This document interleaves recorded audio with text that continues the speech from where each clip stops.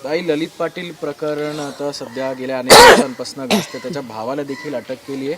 काल सगळ्या महाराष्ट्रातून बघितलं आहे की तुमचे आणि दादा भुसेंचे यावरनं वाद झाले आहेत. काही कारणास्तव तुम्हाला बोलता आलं नव्हतं. काय नेमकं कारण होतं आणि आज काय तुम्हाला क्लॅरिफिकेशन द्यायचं आहे? मला पुन्हा एकदा खूप शांतपणे हे मांडायचं आहे की पुणे हा एज्युकेशनल हब आहे. स्पर्धा परीक्षेच्या निमित्ताने राज्यभरातले विद्यार्थी इथे येतात, त्यामुळे त्यांच्या आरोग्याची आणि त्यांच्या भवितव्याची चिंता असणं फार स्वाभाविक आहे. ललित पाटीलच्या संबंधाने 2 दिवसांपूर्वी नानाभाऊ पटोले यांनी नाशिकमध्ये पत्रकार परिषद घेतली. नानाभाऊंना ती नागपूर किंवा पुणे मुंबई कुठेही घेता आली असते. ती नागपूरमध्ये पत्रकार परिषद घेऊन नानाभाऊंनी सांगितलं शिंदे गटाच्या एका आमदाराचा हात आहे. काल सकाळी धंगेकर असं सांगतात की शिंदे गटाच्या मंत्र्याचा हात आहे. आता मग तो मंत्री कोण आहे बरं? घुमून घुमून बोलायची गरज नाही. मला असं वाटतं की या सगळ्या संबंधाने मी असं म्हटलं की नाशिकचा संबंध आहे ना, तर मग नाशिकचे मंत्री दादा भुसे यांचे कॉल रेकॉर्ड का चेक केले जाऊ नयेत, ही शंका आहे माझी. महाराष्ट्राचा सजग नागरिक म्हणून माझ्या शंकेचं निरसन झालं पाहिजे.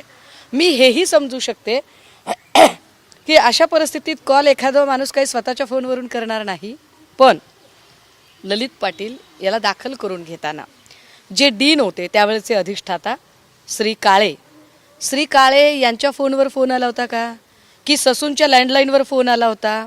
दोन्ही गोष्टी तपासून बघितल्या पाहिजेत. श्री काळे यांनी दाखल करून घेताना कोणतं रोग निदान झालं होतं म्हणून दाखल करून घेतलं होतं?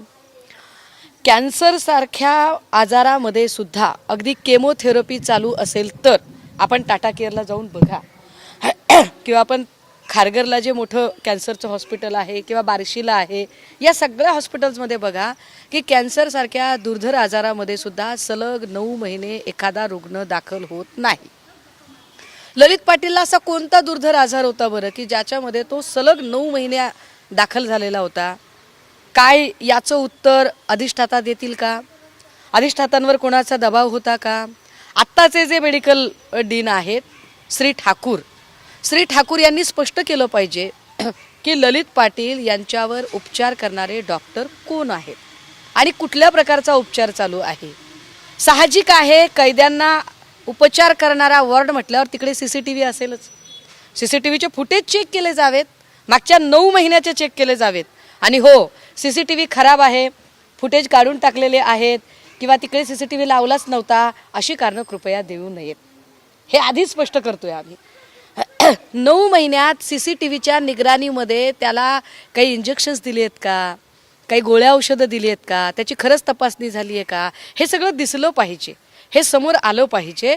कारण ससूनसारख्या अत्यंत महत्त्वाच्या ठिकाणाहून जर ड्रग्ज रॅकेट चालू होतं तर ही बाब गंभीर आहे आणि यावर अजूनही गृहमंत्री बोलत नाहीत. हे माझ्यासाठी अनाकलनीय आहे, चिंताजनक आहे. आणि होय, मी थेट मागणी करते की सन्मान्य गृहमंत्र्यांनी यावर बोललं पाहिजे. सगळ्यात महत्त्वाचं म्हणजे तुम्ही नाव घेतलेलं होतं दादा भुसेंचं, की याच्यामध्ये दादा भुसेंचा हात आहे. हो, तुमच्याकडे असे काय पुरावे आहेत की तुम्ही थेट त्यांचं नाव घेताय? मी यथावकाश त्याही गोष्टी माध्यमांच्या समोर आणेन. मी तुर्तास जे सांगते ते फार माझा सदसद विवेक जागा ठेवून सांगत आहे. मी पुन्हा सांगते की का असं व्हावं?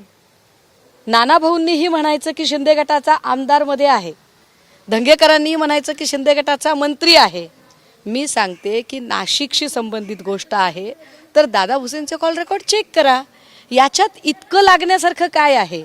उलट मला असं वाटतं की जर 3 लोक शिंदे गट आणि शिंदे गटाशी संबंधित लोकांचं नाव घेत असतील तर शिंदे गटाने सुद्धा स्वतःची प्रतिमा स्वच्छ आहे हे सांगण्यासाठी स्वतःहून गृहमंत्र्यांना आवाहन केलं पाहिजे.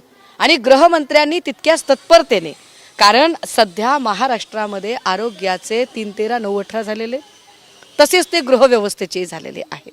आपण पाहिले काही महिन्यांपूर्वी इथे याच राज्यामध्ये गृहमंत्र्यांच्या पत्नीवरच स्पाईंग चालू होतं आणि स्वतः गृहमंत्र्यांनाच त्याची खबर बात नव्हती. आता तुम्ही सांगा, जर गृहमंत्र्यांची पत्नीच जिथे सुरक्षित नसेल तिथे माझ्यासारख्या माणसाच्या सुरक्षिततेचं काय बरं? त्यामुळे मी फक्त राजकारणासाठी म्हणून नाही, दादा भुसे यांना मी आयुष्यात एकदाही 1 to 1 भेटलेली सुद्धा नाही. मला काहीच कल्पना नाही, परंतु मी जो अभ्यास करते, माझी जेवढी तर्कशक्ती काम करते, त्यातनं मी काही प्रश्न उपस्थित केलेत आणि महाराष्ट्राची सजग नागरिक म्हणून प्रश्न उपस्थित करणं माझा अधिकार आहे. मी प्राध्यापिका आहे, मी UPSC MPSCला शिकवते. इथे UPSC MPSCचे विद्यार्थी आहेत, त्यांच्या भविष्याची मला चिंता आहे. मी प्रश्न उपस्थित केलेत, माझ्या शंकांचे निरसन त्यांनी करावं. ताई, तुम्ही शंका उपस्थित केली, मात्र दुसऱ्या बाजूला काल दादा भुसे यांनी अनेक माध्यमांशी बोलताना थेट असं सांगितलं होतं की माझे मोबाईल घेऊन जा, माझे मोबाईल तपासा. यावर काय मग ते जर आहे मी पुन्हा सांगते की कुठलीही व्यक्ती फोन करताना एवढा साधा सेन्स पाळते. माझं हे म्हणणं आहे की अरे बाबा, त्या ज्यांनी दाखल करून घेतलं, श्री काळे जे आधी होते, डीन होते, श्री काळे यांचे पण फोन रेकॉर्ड चेक करा. जे लँडलाईन आहे ससूनचं तेही चेक करा. श्री काळेच्या नंतर आले श्री ठाकूर यांच्याशीही एकदा बोला. श्री ठाकूर यांच्याकडून नेमकी काय लाईन ऑफ ट्रीटमेंट होती ती विचारून घ्या. कोणती अशी ट्रीटमेंट दिली जात होती, कोणता दुर्धर आजार होता, काय ललित पाटीलवर एखादी गंभीर शस्त्रक्रिया झालेली आहे का, काय ललित पाटीलला रोज इंजेक्शन्स द्यावे लागत होते का. ललित पाटीलच्या संबंधाने जे CCTV फुटेज दिसत आहे, जे CCTV फुटेज काल मी पब्लिक डोमेनमध्ये शेअर केलेत सगळ्यांच्या सोबत, या फुटेजमध्ये कुठेही ललित पाटील पळून जाताना दिसत नाही. तो शांत आणि सराईतपणे वावर दिसतोय त्याचा. एखादा माणूस जर पळून जायचा असेल तर तो रेल्वे स्टेशनकडे पळेल, एअरपोर्टकडे पळेल, तो बसस्टँडकडे पळेल. तो हॉटेल लेमन ट्रीकडे का जातोय आणि तो पळत नाहीये, तो शांतपणे जातोय. काय हे काहीच संशयास्पद वाटत नाही? याच्यामध्ये काहीही गृहमंत्र्यांना चिंताजनक वाटत नाही?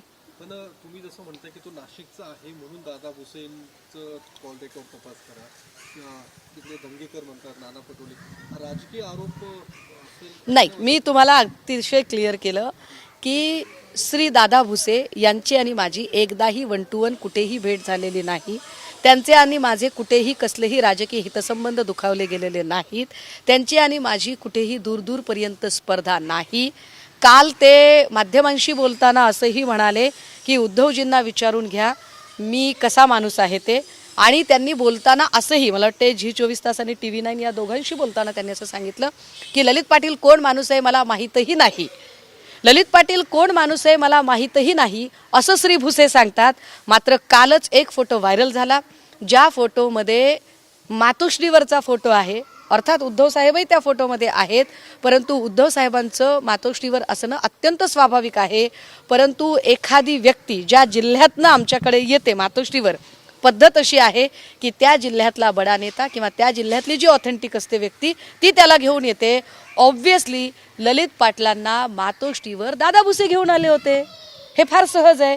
असाच फोटो मागे जेव्हा जयसिंघानीचं प्रकरण आलेलं होतं त्याही वेळेला एक फोटो बाहेर आला होता अनिल जयसिंघानीचा, तो मातोश्रीवरचा आला होता. आणि तेव्हाही मी असं म्हटलेलं होतं की तिथले तात्कालीन जिल्हा प्रमुख कोणते बघा. ठाण्याच्या जिल्हा प्रमुखांच्या मार्फत ते आलेले आहेत, अर्थात एकनाथ शिंदे साहेबांच्या मार्फत अनिल जयसिंघानी आलेले आहेत. मी तर गोल बिल्डिंगमधल्या श्रीकांत शिंदे यांच्या ऑफिसच्या संबंधाने तेव्हाही बोलले होते आणि कागदपत्रांसकट बोलले होते. मी आत्ताही माझा विवेक जागा ठेवत, कुठल्याही शब्दांचा फेरफार न करता, शब्दछल न करता, कुठलेही आडेवेडे न घेता पुन्हा शांतपणे सांगतेय की श्री काळे आधीचे अधिष्ठाता, श्री ठाकूर आताचे अधिष्ठाता, ललित पाटलावर उपचार करणारे डॉक्टर, स्टाफ या सगळ्यांची चौकशी झाली पाहिजे. ताई, आत्ता जेव्हा तुम्ही डीनचा विषय काढताय ससून रुग्णालयाच्या, आम्ही माध्यम म्हणून अनेक वेळा ठाकूर यांना अनेक प्रश्न विचारले, मात्र अनेक गोष्टी त्यांनी न्यायप्रविष्ट असल्यामुळे डॉक्टरांची काही गोपनीय माहिती असते त्यामुळे ते देता येत नाही म्हणून त्यांनी अनेक वेळा पत्रकारांना देखील याची सरळपणे उत्तरं दिलेली नाही आहेत. तुम्हाला असं वाटतंय का की डीनवर देखील कुठल्याही पद्धतीचा राजकीय दबाव असावा? डीनवर राजकीय दबाव आहे की डीन सामील आहे हे चौकशी अंती होईल. पण मला जेवढा कायदा कळतो त्यानुसार आपल्याकडे ॲक्ट ऑफ सिक्रेसी नावाची गोष्ट आहे. ॲक्ट ऑफ सिक्रेसी म्हणजे भारतीय गोपनीयतेचा कायदा. गोपनीयतेचा कायदा हा संरक्षण विभाग आणि परराष्ट्र विभाग याच्याशी संबंधित गोष्टी डिस्क्लोज करता येत नाहीत असं सांगतो. आपण कुठेही, म्हणजे तुम्ही जसं सांगताय तसं, ललित पाटलांचा तपास कुठपर्यंत आला हे विचारत नाही आहोत. तपासाशी संबंधित धागेदोरे डिस्क्लोज करा असं आपण म्हणत नाही आहोत. आपण एक साधा प्रश्न विचारलाय की ललित पाटलांना आजार कोणता होता आणि हा ॲक्ट ऑफ सिक्रेसीचा भाग असू शकत नाही, हे स्पष्ट. ललित पाटलांना आजार कोणता होता हे सांगण्यात ठाकूरांना कुठलीही अडचण असण्याचं कारण नाही. त्यामुळे श्री ठाकूर यांनी निष्कारण आडेवेडे न घेता कारण कधी ना कधी त्यांना या सगळ्या गोष्टींना सामोरं जावं लागणार आहे. मला असं वाटतं की बुडत्याचा पाय खोलात करण्यापेक्षा ठाकूरांनी काय ती सरळ सरळ माहिती सांगितली पाहिजे आणि तिथल्या स्टाफ आणि नर्सेसने सुद्धा सांगितली पाहिजे, डॉक्टरांनी सांगितली पाहिजे. माझ्या माहितीप्रमाणे काल श्री धंगेकर हे तिकडे डीनला भेटायला गेले होते आणि त्यांनी त्याच्यावरती बरंचसं बोललेले सुद्धा. आताही ससून रुग्णालय हे एक नामांकित रुग्णालय आहे, शासकीय रुग्णालय आहे. पोलिसांनी त्यांच्याकडनं कारवाई केली, 9 जणांना निलंबन केलं. मात्र ससून रुग्णालयाकडनं कुठलीही कारवाई जी आहे ती तिथल्या स्टाफ किंवा डॉक्टरवर करण्यात आली नाही. तसंच आरोग्यमंत्री असतील किंवा वैद्यकीय शिक्षण मंत्री असतील यांनी एकदाही या प्रकरणानंतर ससूनची भेट घेतलेली नाही. हे खंतजनक किंवा खेदजनक नाही. हे खेदजनक नाही, हे चिंताजनक आहे. ज्या पद्धतीने एखाद्या महत्त्वाच्या व्यक्तीच्या संदर्भात त्याच्या आरोग्याच्या संबंधात मेडिकल बुलेटिन जारी होतं, अगदी त्याच पद्धतीने जर एखादा आरोपी तिकडे असेल तर मेडिकल प्लस गृह खात्याचं सुद्धा बुलेटिन जारी झालं पाहिजे आणि गृह खात्याने त्यावर विस्तृत अशी प्रेस कॉन्फरन्स घेऊन माहिती दिली पाहिजे. एवढी मोठी घटना घडूनही पोलिसांचा याच्यात दोषच असू शकत नाही. मुळात त्याला दाखल करून कोणी घेतलं, दाखल करण्यासाठी इन्सिस्ट कोणी केलं, या सगळ्या ज्या की पोस्टवरची माणसं आहेत त्या की पोस्टवरच्या माणसांची चौकशी झाली पाहिजे. आणि ज्या पद्धतीने नाहक पोलिसांचं निलंबन केलं जातंय, मग असे निलंबन ससूनमधल्या कर्मचाऱ्यांचे का होऊ नये? ससूनमधल्या डीनला अशी विचारणा का होऊ नये? ससूनमधल्या डीनला सुद्धा कारणे दाखवायची नोटीस पाठवली गेली पाहिजे की 9 महिने कुठल्या कारणासाठी तुम्ही त्याला ॲडमिट करून घेतलं होतं याचं कारण सांगितलं पाहिजे. त्यामुळे हे सगळंच गोलमाल आहे, गोडबंगाल आहे. माझी पुन्हा पुन्हा विनंती असेल, ना मला फडणवीस साहेबांच्या सोबत कुठलेही राजकीय आरोप प्रत्यारोपाचे खेळ खेळायचे आहेत, ना भुसेजींच्या सोबत. माझं सरळ साधं म्हणणं आहे, प्रश्न जर ड्रगचा असेल, एका रॅकेटचा असेल, हे शक्य आहे का की एखादा माणूस 200-300 कोटीचा कारखाना उभा करतो तो वरदहस्ताशिवाय? 9 महिने एखादा माणूस दवाखान्यात राहतो, तो राजकीय वरदहस्ताशिवाय राहतो? याच्यावर काहीच बोलणार नाही. 2016 सालची त्याची एक पोस्ट सापडते, ज्या पोस्टमध्ये हेमंत गोडसे त्याच्या घरी येत आहेत आणि तो सांगतोय की बाप्पाच्या दर्शनाला माझ्याकडे आज गोडसे साहेब आलेले आहेत. म्हणजे ही व्यक्ती कुणी साधी आसामी नाही आहे. ज्या व्यक्तीचा भाऊ नेपाळ, बाराबंकी, कुठून कुठून तुम्ही माणसं आता पकडून आणलेली आहेत, हे एकूण रॅकेट जर इथल्या तरुणाईला पोखरून काढणार असेल, इथली तरुणाई जर ते अशा पद्धतीने बर्बाद करण्याचा जर कोणी प्रयत्न करत असेल तर महाराष्ट्रातली सजग नागरिक म्हणून, कारण मी पॉलिटिकली करेक्ट असण्यापेक्षा सोशली करेक्ट असणं माझ्यासाठी जास्त महत्त्वाचं आहे. मी चळवळीतली कार्यकर्ती आहे, त्यामुळे मी या तरुणाईच्या भवितव्याची चिंता करत होय हे प्रश्न विचारते.